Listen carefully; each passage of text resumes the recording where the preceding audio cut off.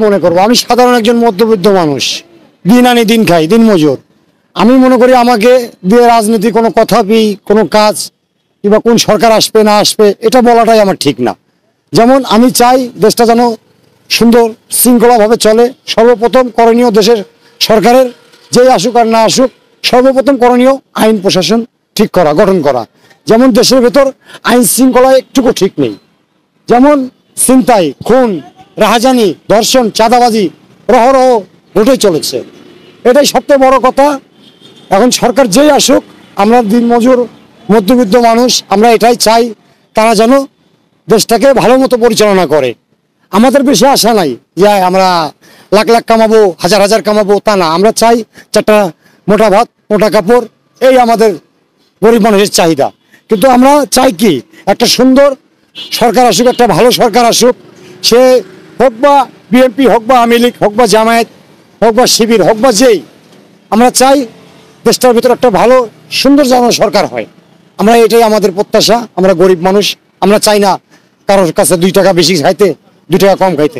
এই যেমন আমরা পেট্রোল চালিত রিক্সা চালাই, বর্তমান ভাই আমরা বহুত সংকটের ভেতর আছি।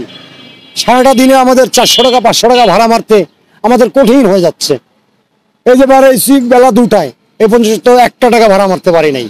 যেদিকে তাকাই সেদিকেই অহরহ অটো রিক্সা, যানজট। যেমন ঈদের আগে গেল রমজান মাসে দুনিয়ার জ্যাম, আমরা অটো রিক্সার অত্যাচার, আমরা গাড়ি চালাইতে পারি না ঠিক মতো। যে বউ বাল বাচ্চা, বাবা মা, আত্মীয় স্বজনকে যে একটা ভালো কাপড় দেবো কি একটা ভালো মন্দ খাওয়াবো, আমরা তাও পারি নাই। সেই উদ্দেশ্যে আমরা দেশে যাব, তাও যেতে পারি নাই। আমরা ঢাকাতেই রয়েছি। ঈদের মধ্যে যারাই থাক 2-4 টাকা আমরা কামাই নিয়ে যাব, ঈদের পরে যাব। এখন এমনই করণীয়, আজ 2 দিন ধরে রাস্তায় লোকেই নেই, যেদিকে তাকাই সেদিকেই অটো গাড়ি। যাই হোক, কথা ওইটা অত বাড়ায় লাভ নাই। আমরা গরিব মানুষ, মধ্যবিত্ত মানুষ। দেশে সরকার যেই আসুক, আমাদের সর্বপ্রথম চাহিদা চাওনীয় আমাদের দেশে যেন আইন শৃঙ্খলাটা যেন সঠিকভাবে চলে। যেমন অবৈধ কোনো গাড়ি রাস্তায় চলা যাবে না, অবৈধ কোনো কাজ দেশে যেটা নিষিদ্ধ আইনত সেটা দেশে যেন না চলে।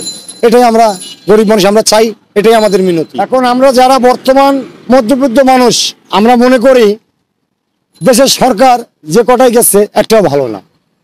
যেমন বিএনপির আমল গেছে, তাদের ভাবে তারা চালাই গেছে, তাদের ব্যর্থতা তাদের কাছে।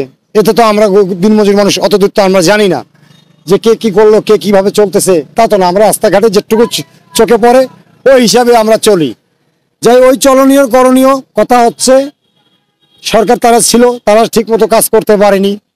এতে হচ্ছে আরেক সরকারের বিরোধিতা করণীয় ছিল, তারা আসছে, আবার তারা গেছে, তারা আসছে। তারা আবার এমনভাবে দেশটাকে লুইটে বুইটে খাইছে, যে কোনো কাজ প্রজেক্ট দেশে আসুক না কেন তারাই আগে তাদের পেট ভরছে। জনগণের দিকে তারা দেখেনি, তারা উন্নয়নের দিকটা দেখছে কেমন। যেমন একটা গরিব মানুষের জায়গা আছে 5 কাঠা, 1 কাঠা, 2 কাঠা, 4 কাঠা যেটুকু থাক, ওই জায়গাটাকে উচ্ছেদ করার জন্য, এই জায়গাটার উপর দিয়ে সরকারি একটা প্রতিষ্ঠান বসানোর জন্য, সরকারের নামে তাদের ভেতরে নেওয়ার জন্য, এইভাবেই আর কি তারা চলে গেছে। যাই হোক, আল্লাহ তাআলা একজন আছে উপরে, তিনি চায় কি, তিনি কি চায়? তিনি চায় জুলুমবাজকে তিনি প্রশ্রয় দিবে না। তিনি চায় মানুষ যেন ভালো মতো চলে, তাহলে মানুষ, দুনিয়ার মানুষ সুন্দর সুষ্ঠুভাবে বসবাস করতে পারবে। কিন্তু তারা সেভাবে চলতে চায় নাই, তারা চলে নাই, সেটা তাদের ব্যর্থতা। এখন বর্তমান ছাত্র সংগঠনের মধ্যে থেকে যে সরকার গঠিত হয়েছে, তারা যেভাবে দেশটা চালাচ্ছে